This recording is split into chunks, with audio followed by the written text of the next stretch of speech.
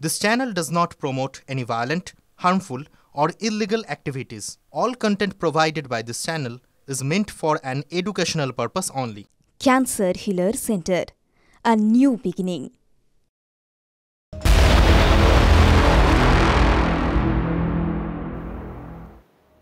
নৈরাজ্যের বাংলাদেশ, সেখানে ফের হামলা অত্যাচার দেখাবো সেই ছবিগুলো আপনাদেরকে, যার জন্য স্বাধীনতার স্বাদ সেই বঙ্গবন্ধুর বাড়িতেই হামলা অত্যাচার উল্লাস চালাচ্ছে কট্টরপন্থীরা। দেখাবো সেই ছবি, ইউনূস জামানায় বাংলাদেশে চূড়ান্ত অরাজকতা, মুক্তিযুদ্ধের ঐতিহাসিক নিদর্শনগুলো বাংলাদেশ থেকে মুছে ফেলতে মরিয়া ইউনূস বাহিনী দেখুন কিভাবে আগুন জ্বালিয়ে ভাঙচুর চালাচ্ছে সেই সমস্ত বাড়ি, হাসিনার বাড়ি তাতেও আগুন লাগিয়ে দিয়েছে সেই সমস্ত দুষ্কৃতীরা। সেই ছবি দেখাচ্ছি আপনাদেরকে। 5ই আগস্ট বাংলাদেশের পালা বদলের পর আবার শেখ মুজিবুর রহমানের 32 ধানমন্ডির বাড়িতে আছড়ে পড়ল তাণ্ডব। গেট ভেঙে বাড়ির ভিতর ঢুকে অবাধে ভাঙচুর বৈষম্য বিরোধী ছাত্র আন্দোলনের সদস্যদের, ভেঙে গুড়িয়ে দেওয়া হলো শেখ মুজিবুর রহমানের বাড়ি। দুটো ছবি আপনাদেরকে দেখাচ্ছি এই মুহূর্তে। দেখুন কিভাবে উল্লাস চালাচ্ছে তারা, কিভাবে পথে নেমে উল্লাস চালাচ্ছে তারা, ভাঙচুর চালাচ্ছে। 6টি ছবি আপনাদেরকে একসঙ্গে দেখাচ্ছি। ধানমন্ডির বাড়িতে ভাঙচুর, হাসিনার সুধা ভবনে আগুন, আক্রোশে ভাঙলো বঙ্গবন্ধুর ছবিও। আমরা কথা বলবো এই মুহূর্তে আমাদের প্রতিনিধি সুমন কল্যাণ আমাদের সঙ্গে রয়েছেন সরাসরি। সুমন কল্যাণ, যেভাবে ভাঙচুর চালিয়ে উল্লাস করছে তারা, এর মাধ্যমে তারা কি বার্তা দেওয়ার চেষ্টা করছে, কোন ইতিহাস মুছে দেওয়ার চেষ্টা করছে তারা? দেখো, ৭১কে ইতিহাস থেকে মুছে ফেলতে হবে, এটা 1 পয়েন্ট এজেন্ডা ইউনিসের আগেও ছিল, এখনও রয়েছে। 5 আগস্ট শেখ হাসিনা যখন ভারতবর্ষে চলে আসে সেই মুহূর্তে বাংলাদেশে কোনো সরকার ছিল না, একটা অরাজক পরিস্থিতি তৈরি হয়েছিল। এটাকেও কিন্তু অনেকে মানার চেষ্টা করছিলেন যে একটা সরকার তৈরি হলে হয়তো সেই জায়গার পরিস্থিতিটা উন্নতি হবে। কিন্তু গতকালকের এই ছবি এটা কিন্তু জানান দিচ্ছে যে বাংলাদেশের সরকার এই মুহূর্তে চাইছেটা কি। সেনা হাতে রয়েছে, র্যাব হাতে রয়েছে, পুলিশ হাতে রয়েছে, সমস্ত কিছু যে ঘটনা ঘটতে পারে এমনটাও কিন্তু সামাজিক মাধ্যমে জানিয়েছিলেন বিক্ষোভকারীরা, ছাত্র আন্দোলনের সঙ্গে জড়িত যারা তারা। কিন্তু দেখা গেল আশ্চর্যজনকভাবে একেবারে চুপ ইউনিস প্রশাসন, এবং কোথাও এই ঘটনাস্থলের কোথাও পুলিশ নেই, সেনা নেই, জলকামান নেই, কোনো কিছু নেই।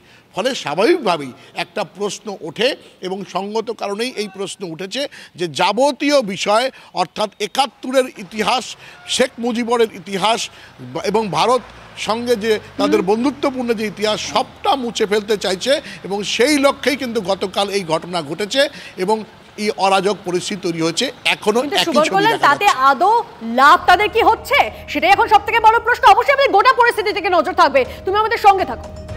আর শুধু গতকাল রাতেই তো নয়, গতকাল রাতের পর আজ সকাল পর্যন্ত সেই তাণ্ডবের একই ছবি ধরা পড়ছে বাংলাদেশে। রাতে বঙ্গবন্ধুর বাড়িতে আগুন ধরিয়ে দেওয়ার পর আজ সকালেও অবাধে চলছে তাণ্ডব। এবং সব থেকে যেটা বড় প্রশ্ন তন্নিষ্ঠা, এই তাণ্ডব যে চলছে সেই তাণ্ডবের ডাক দেওয়া হয় সোশ্যাল মিডিয়াতে, অর্থাৎ ইউনূস প্রশাসন কিন্তু জানতো এইভাবে তাণ্ডব চালানোর একটা পরিকল্পনা হচ্ছে। তা সত্ত্বেও ইউনূস প্রশাসন, সেনা, পুলিশ কাউকে মোতায়েন না করে এভাবে অবাধে ভাঙচুর চালাতে দিল। তার মানে খুব সহজেই অনুমেয় যে এই ভাঙচুর এভাবে ইতিহাস মুছে দেওয়ার পিছনে ইউনূস প্রশাসনের একটা প্রত্যক্ষ মদত রয়েছে। কিন্তু বাংলাদেশে অশান্তি হলেই তার সবথেকে বেশি প্রভাব কিন্তু এসে পড়ে ভারত বাংলাদেশ সীমান্তে। এই মুহূর্তে ফুলবাড়ি সীমান্ত থেকে আমাদের সহকর্মী প্রসেনজিৎ আমাদের সঙ্গে রয়েছেন। প্রসেনজিৎ, ফুলবাড়ি সীমান্ত অত্যন্ত স্ট্র্যাটেজিকভাবে গুরুত্বপূর্ণ একটা সিদ্ধান্ত, এবং এর থেকেও বড় কথা চিকেন স্নেক শিলিগুড়ি করিডর যেটা অত্যন্ত গুরুত্বপূর্ণ, সেই সব সীমান্তে বিএসএফ এখন কি একটু বাড়তি সতর্ক? একদম নিঃসন্দেহে। দেখো, গোটা ঘটনাকে কেন্দ্র করে এই ঘটনাটা তো কোনো বিচ্ছিন্ন ঘটনা নয়।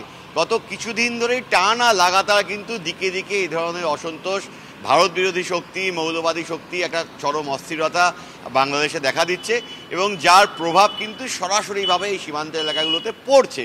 বাংলাদেশের সাধারণ মানুষ কী চাইছেন তা নিয়ে ভাবিতে নয় সে দেশের সরকার, বরং রাষ্ট্রীয় মদতেই বঙ্গবন্ধুর বাড়ি ভেঙে গুড়িয়ে দেওয়া হচ্ছে সে দেশের সরকার, যা অন্তর্বর্তী সরকার তারা কোনো পদক্ষেপ করছে না। একই সঙ্গে সীমান্ত এলাকাগুলোতে অস্থিরতা তৈরি করার চেষ্টা করা হচ্ছে, যা ভারতের পক্ষে উদ্বেগে। যদিও কূটনৈতিক সম্পর্কের কারণে এই মুহূর্তে সরাসরি বাংলাদেশ নিয়ে কোনো মন্তব্য করতে চাইছেন না দিল্লির কর্তারা, কিন্তু গোটা পরিস্থিতি দিকে কিন্তু নজর রাখা হচ্ছে। বিশেষ করে উত্তর পূর্বাঞ্চল, পশ্চিমবাংলার যে বিস্তীর্ণ বাংলাদেশ সীমান্ত চক্রান্ত এবং একই সঙ্গে সীমান্তে অনুপ্রবেশের যে একাধিক ঘটনা ইতিমধ্যেই সামনে এসেছে, সেই ঘটনাগুলোকে সামনে রেখে এবং বিশেষ করে এই বঙ্গবন্ধুর বাড়ি পুড়িয়ে দেওয়াকে সামনে রেখে নতুন করে অশান্তিরাজ সীমান্তে, সেই কারণেই কিন্তু বিএসএফ অ্যালার্ট রয়েছে। বিভিন্ন যে ফেন্সড এলাকা এবং নন ফেন্সড এলাকা, সেই এলাকাগুলোতে কিন্তু বাড়তি নজরদারি করা হচ্ছে। এই ফুলবাড়ির যে ট্রাকগুলো বাংলাদেশে যাওয়ার অপেক্ষা, আমি দেখাবো এই যে নেপালের গাড়িগুলো বা বাংলাদেশের যে গাড়িগুলো রয়েছে বাংলাদেশের দিকে যাবে বোল্ডার নিয়ে, এই গাড়িগুলোকে কিন্তু খুঁটিয়ে তল্লাশি করা হচ্ছে, সমস্ত কাগজপত্র দেখার পাশাপাশি একেবারে মেটাল ডিটেক্টর দিয়ে পরীক্ষা করা হচ্ছে এবং ওপার বাংলা থেকে যারা আসছেন তাদেরকেও চেক করা হচ্ছে, কারা আসছেন, কেন আসছেন, তাদের কাগজপত্র ঠিকঠাক আছে কিনা। একই সঙ্গে সীমান্ত এলাকাগুলো নজর দেওয়া হচ্ছে, কারণ উত্তর একেবারে প্রসেনজিৎ নজর রাখো পরিস্থিতির উপর। তোমার সঙ্গে আবার পরবর্তীতে এই নিয়ে কথা হবে।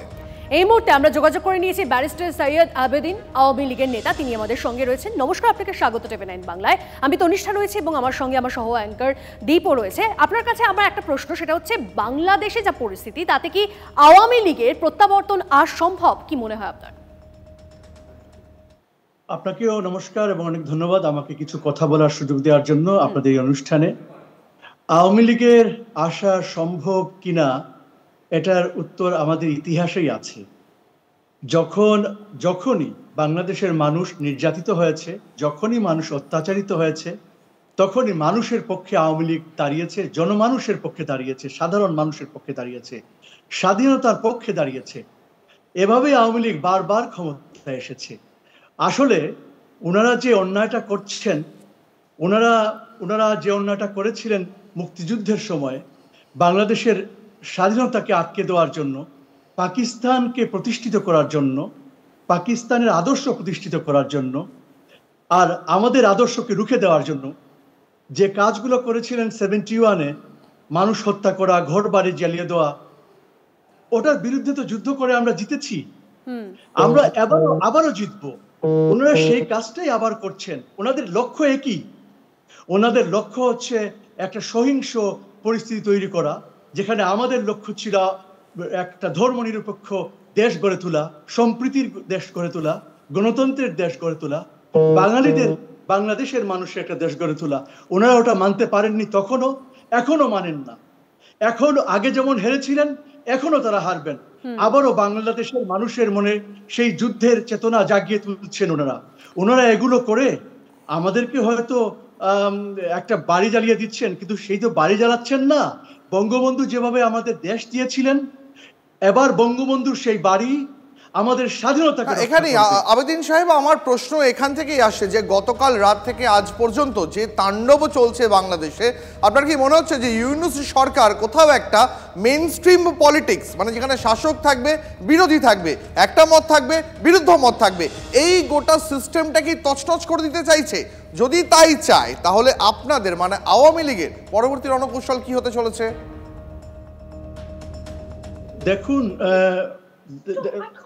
দেখুন সেটা হচ্ছে এই যে তারা যেটা করছেন, এটা কোনো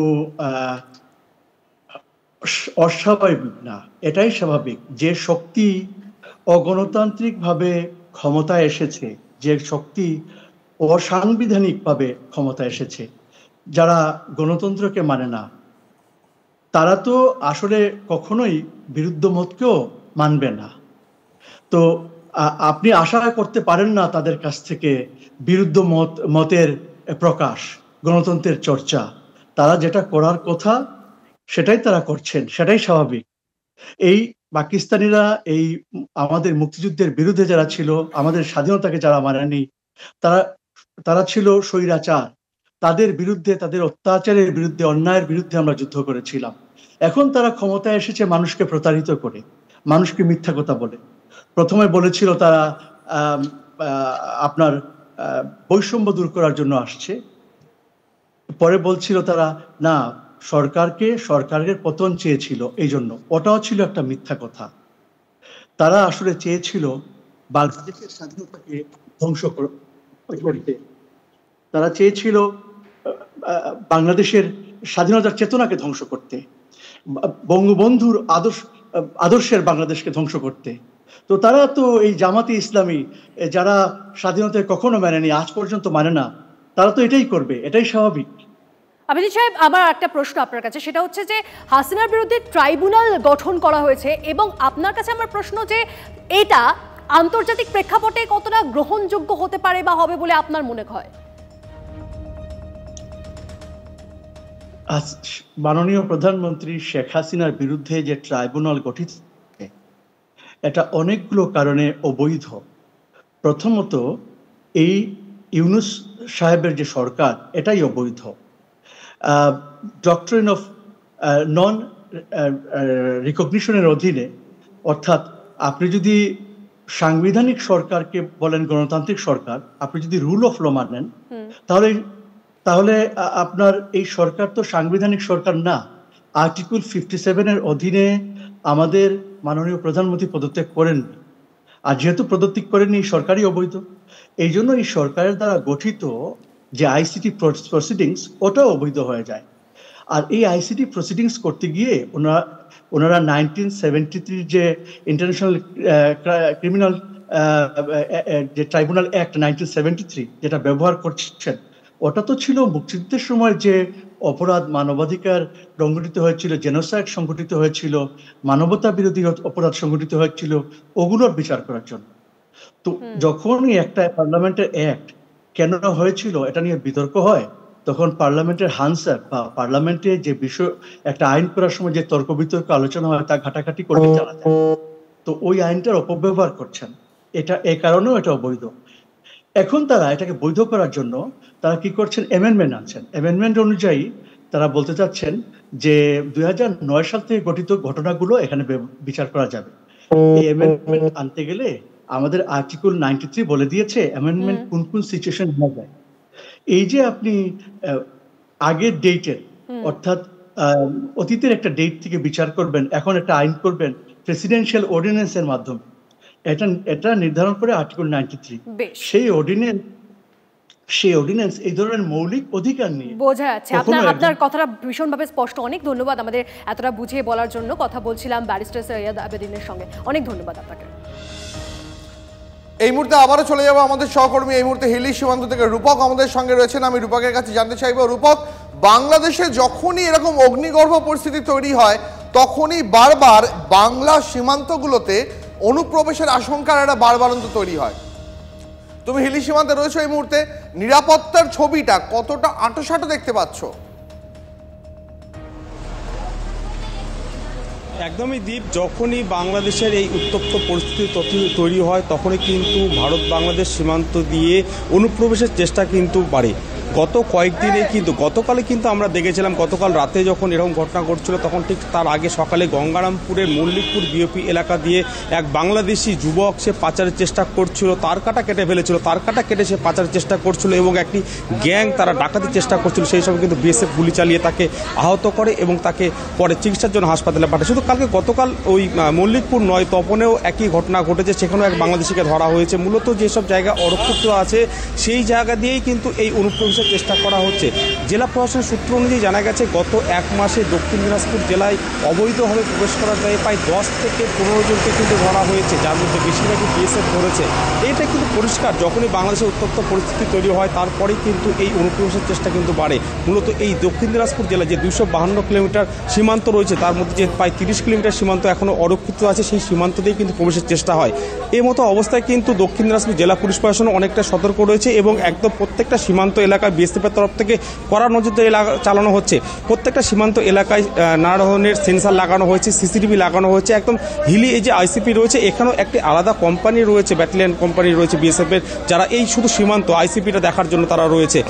বলা যেতেই পারে যে বর্তমানে যে হিলি সীমান্ত থেকে দক্ষিণ দিনাজপুর জেলার যে পুরো ভারত বাংলাদেশ সীমান্ত রয়েছে, সেখানে কিন্তু ব্যাপক নিরাপত্তা করা হয়েছে। গতকালের পর কিন্তু আরও বেশি সতর্ক রয়েছে বিএসএফ, এমনটাই কিন্তু দক্ষিণ দিনাজপুর জেলা পুলিশ প্রশাসন এবং বিএসএফ সূত্রে জানা গিয়েছে। অনেক ধন্যবাদ তোমাকে। মুজিবুর রহমানের ধানমন্ডির বাড়ি গুড়িয়ে দিল ইউনূস বাহিনী, পাল্টা হুঙ্কার শেখ হাসিনা। কি বললেন তিনি, শোনাই আপনাদের। আমার স্বামী, তিনিও চাকরিজীবী নিউক্লিয়ার সায়েন্টিস্ট ছিলেন, তার একটা বাড়ি 5 নম্বরে, যেটা জয়পুতুলের। আজকে সেই বাড়িও পুড়িয়ে দেওয়া হয়েছে, রেহানার বাড়িও লুট করা হয়েছে। আর 32 নম্বর এটা তো আমরা কোনো ব্যক্তিগতভাবে ব্যবহার করিনি। আজকে সেই বাড়িটা ভেঙে ফেলা হচ্ছে কেন? বাড়িটার কি অপরাধ? ওই বাড়িটাকে কেন এত ভয়? আমি দেশের মানুষের কাছে আজকে বিচার চাই। আমি দেশের জনগণের কাছে বিচার চাই। বলুন আপনারা। হ্যাঁ, একটা দালান ভেঙে ফেলতে পারে, ইতিহাস মুছতে পারবে না। একবার ভাঙলে আবার আমরা গড়তে পারবো। জ্যোতির্ময় আমাদের প্রতিনিধি আমাদের সঙ্গে রয়েছেন। জ্যোতির্ময়, এই বাংলাদেশের অশান্ত পরিস্থিতিতে আমরা বারবার করে দেখেছি বাংলাদেশ ভারতকে দূরে সরিয়ে দিচ্ছে, দূরে ঠেলে দিয়েছে এবং পাকিস্তানের জন্য পথ প্রশস্ত করেছে। সেক্ষেত্রে দাঁড়িয়ে ভারতের কূটনৈতিক পদক্ষেপ কি হতে চলেছে বা কিভাবে তারা প্রস্তুত হচ্ছে, কি জানতে পারা যাচ্ছে এখন? দেখো, বাংলাদেশের অভ্যন্তরে যে ঘটনা ঘটছে সেই ঘটনা কিন্তু শুধুমাত্র অভ্যন্তরীণ আইন শৃঙ্খলার পরিস্থিতির অবনতি বলে বিচ্ছিন্ন ঘটনা হিসেবে কখনোই ভারত দেখে না। তা যে সমান্তরালভাবে ভারত বিদ্বেষের জন্ম বা ভারত বিদ্বেষের ঘটনাকে আরও বেশি করে উস্কে দিচ্ছে বা আরও তীব্র করছে সেই বিষয়টিও নয়াদিল্লির কাছে স্পষ্ট। কিন্তু এক্ষেত্রে নয়াদিল্লি সম্পূর্ণভাবে ওয়েট অ্যান্ড ওয়াচ পলিসিতে খুব সুকৌশলে তারা পদক্ষেপ করতে চায় এবং যে কোনো বিবৃতি বা পদক্ষেপের আগে ভারতের সঙ্গে বাংলাদেশের যে বাণিজ্যিক সম্পর্ক রয়েছে, দু দেশের যে দ্বিপাক্ষিক কূটনৈতিক সম্পর্ক রয়েছে, সেই বাণিজ্যিক সম্পর্কের স্বার্থের কথা মাথায় রাখা হচ্ছে। তার কারণ ভারতের বাণিজ্যিক বিনিয়োগ বাংলাদেশে যতটা না রয়েছে, তার পাশাপাশি বাংলাদেশের ভূখণ্ড যদি ভারতের বিরুদ্ধে সন্ত্রাসবাদী কার্যকলাপে পাকিস্তান ব্যবহার করে বা অন্য কোনো বিদেশি শক্তি ব্যবহার করে, সেটা ভারতের জন্য অত্যন্ত চিন্তার বিষয় এবং সেই কারণের জন্যই কোনো পরিস্থিতিতেই ঢাকার সঙ্গে সম্পর্ক বিচ্ছিন্ন করতে চায় না নয়াদিল্লি। প্রতি মুহূর্তে ঢাকা ঠিক সেই ট্র্যাপটাই তৈরি করার চেষ্টা করছে যে ভারত যাতে স্বতঃপ্রণোদিতভাবে ঢাকার সাথে সম্পর্ক বিচ্ছিন্ন করে এবং ইউনূস প্রশাসনের তরফ থেকে এই যে নিষ্পৃহতা, এই যে নিষ্ক্রিয়তা, তার নেপথ্যে একটাই কারণ, তা হচ্ছে নয়াদিল্লি তারা পদক্ষেপ করুক বা কড়া বিবৃতি দিক। কিন্তু এক্ষেত্রে সুকৌশলে পদক্ষেপ করছে নয়াদিল্লি। তবে আমাদের নজর থাকছে সংসদের দিকেও। তৃণমূল সহ একাধিক বিরোধী দল তারা কিন্তু সরকারের বিবৃতি এর আগেই দাবি করেছে এবং আবারও তারা এই বিবৃতি দাবি করতে পারে। বেশ, নজর থাকবে আমাদের। অনেক ধন্যবাদ তোমায়। Cancer healer centre, a new beginning.